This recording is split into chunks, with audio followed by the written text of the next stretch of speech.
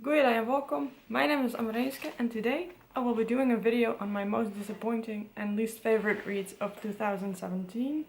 Starting off with an honorable mention in the disappointing part is Mistborn by Brandon Sanderson, and the entire trilogy, especially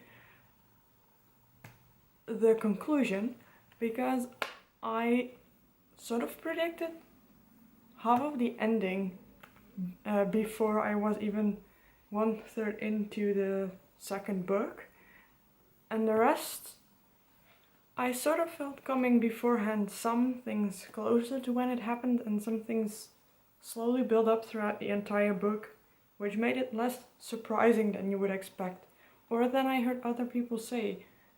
I did not find this book series incredibly surprising, or not as surprising as everyone else. It was still very good, just not extremely, sublimely good. But now we go through with the actual disappointing reads, and at a certain point I will go over from disappointing to bad. Some were bad, but more so disappointing. Some were relatively okay or good, but still disappointing. We start with okay. But actually very disappointing, the Six of Crows duology by Lee Bardugo. These are of course the audiobooks, because I did not feel like buying the actual physical copies, since those were like 3 or 4 times as expensive as these ones, and I did not know if I would like these or not. But the point is, I would have DNF'd this one if I had not had this one already. So the first book in the series is Six of Crows, and the second one is Crooked Kingdom. Everybody who looks on BookTube finds some YA booktuber raving about these two books. But personally, I think, for one thing, they were way too long. This book could have been shortened to about like 2/3 to 3/4 of the length it was. It was way too long in building, and the heist was not developed enough, where other parts of the book were actually developed too much in depth. And then we get the ending, and this felt so totally unnecessary. But if you wanted to put it in, it could have been written in less than half the page if you combined the two and made it look seamless. It could have been like one big book of maybe 700 pages or so, instead of like two that combined to be around, I think, 1,000 pages. It is just way too long and relatively dull. I still think Crooked Kingdom was better, and I still think the heist in this book should have been actually developed, which it wasn't. I have read a similar heist book, or maybe even several, last year that I actually think were very, very good and were some of my favorites, also YA. But those authors, or the author that did it in one book and did not drag it out into a duology simply to have a duology instead of one book when it could have been one book. Just felt dragged. Now we go on to Authority by Jeff Vandermeer. This is the second book in the Southern Reach trilogy. I actually really liked, up until the point of 4.5 star or 4-star love, the first book, Annihilation, which I also read this year. But this was, or last year I mean, this was dull. Nothing really happened, and what happened was dragged out over so much time that in the end I skimmed the last, I think, third of the book, and I still don't feel like I missed anything. I don't feel like I missed out on anything. So that is approximately as deep as I will go here. Now we go to a book I also mentioned in my DNF books video, which is This Mortal Coil by Emily Zavada. This is a book, a hard sci-fi book set in, I don't know, I think somewhere in the future, where genetic engineering of our DNA is relatively normal.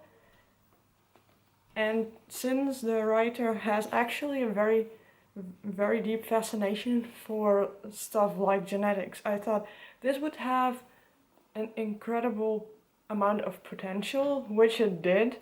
And then it let down within 30 pages by having many holes into the development of the biological side of things, like the way the immunology or immunity towards the disease, because this is also a disease-ridden novel, takes place, says that you don't need to get infected, but the virus spreads through the blood.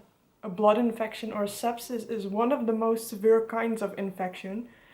For some reason, the first signal of infection is fever, which is logical, that always happens, but that is a reaction of the immune system. But somehow the immune system doesn't seem to do anything, because it basically stops there and people die within 2 weeks. There is no people getting better from the disease, which is also weird, because that normally would happen. And well, that might be the case because I was not just 30 pages in, but she messes up all the stuff we know with using it in a way it doesn't work in almost every area, including genetics, but also virology in the way the virus works, metabolism in the way that the extremely gross way the immunity system for this disease works, immunology. She does not take the working of the immune system well into account, and other things as well. But now let's get on into the couple of books that are mixed between worst and most disappointed, and we start with Bachmann because that was disappointing but not necessarily bad. I think that this was just not for me. It's written by Tsugumi Oba and illustrated by Takeshi Obata. At least I believe that's how you are supposed to read it. This is by the same authors and creators as Death Note, so I thought I'd give it a chance because I had seen Jesse the Reader really liking this. So what I did was I thought I'd pick up the first one and see if I like it or not. It's about teens who want to become great manga artists, and then if it is a gamble or just something that actually can happen, I thought it might become a very interesting story. But the only reason I would have gone on reading is because of the cliffhanger at the end. The rest of the story actually relatively bored me, and not even a little, but a lot. So this is why it ended on my disappointing list, because I had expected more from it, but also on my worst list because the story is just not interesting at all to me. On a similar note, we have Stalking Jack the Ripper by Kerry Maniscalco. It's supposed to be like a mystery about a girl in forensics who is tailing Jack the Ripper and wants to find out who it is.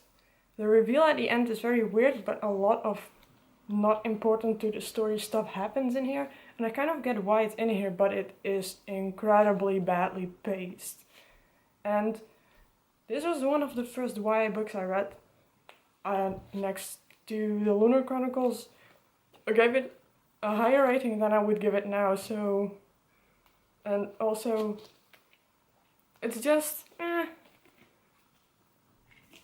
And then we go to also disappointing and worst.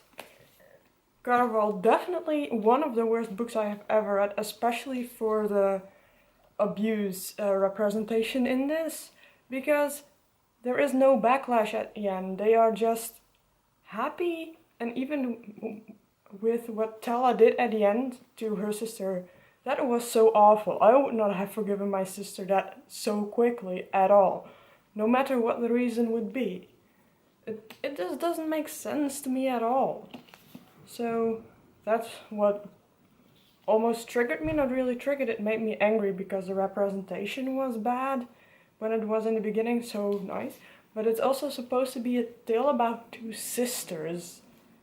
And I did not see a lot of sisterly love, except for what was forcefully written into this book.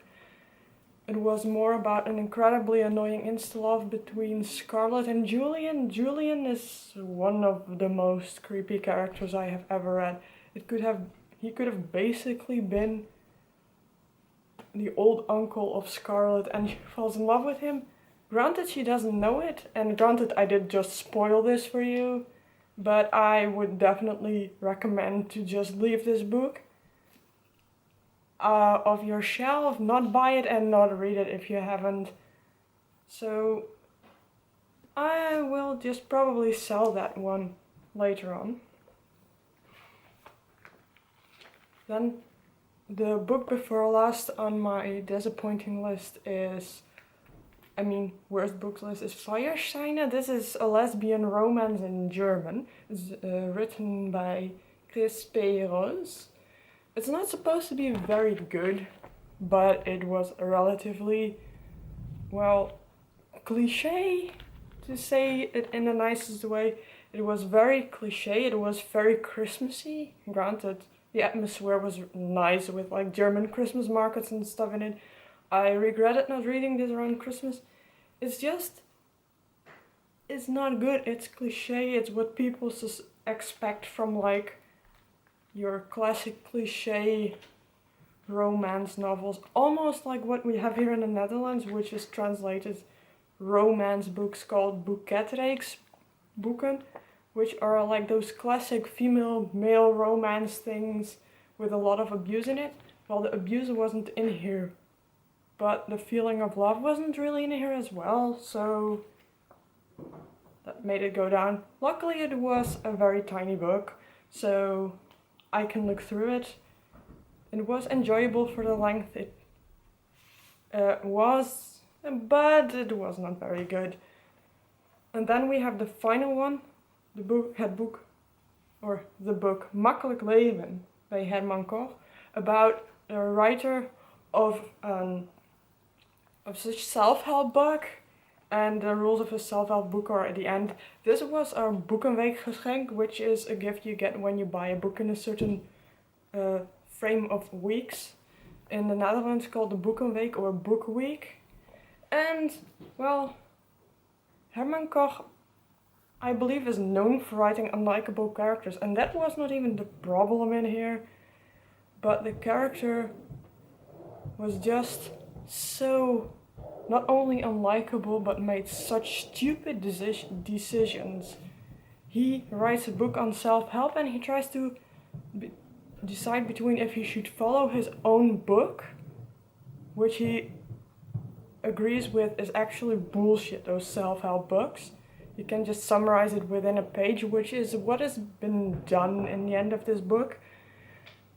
But if he should follow it or if he should follow his feelings, which in this case it would obviously be follow your fucking brain, because there is a twist in here with like him hitting on his son's wife or something.